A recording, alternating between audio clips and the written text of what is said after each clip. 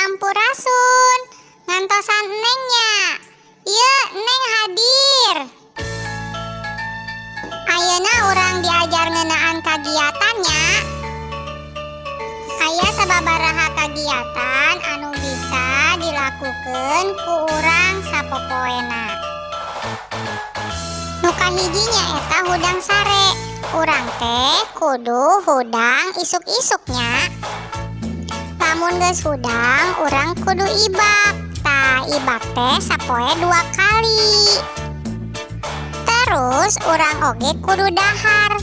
Daharna teh sapoe 3 kali. Jeung make kadaharan anu loba gizina. Tuh, urang oge kudu sasapu. Kunaon urang kudu sasapu? Supaya imah urang jadi bersih, teu aya kebul. Tah, kagiatan saterusna nyaeta maca. Urang teh kudu getol maca supaya ilmu urang teh nambahan terus. Tah, babaturan Neng oge resep ulin. Komo ulinna bareng babaturan. Tuh, Neng mah resep dah ulin jeung babaturan teh. Tapi lamun geus ulin Neng mah tarapoho diajar supaya Neng tambah pinter. Diajarna ge di baturan ku ibu.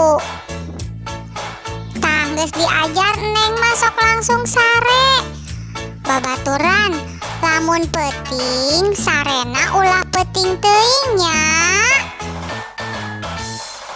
Tah eta teh sababaraha contoh kagiatan anu biasa ku urang lakukeun kan. Loba keneh kagiatan-kagiatan lain anu ku hidup bisa diteangan.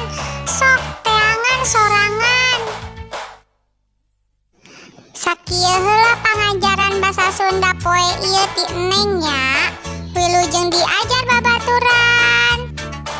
Sampurasun.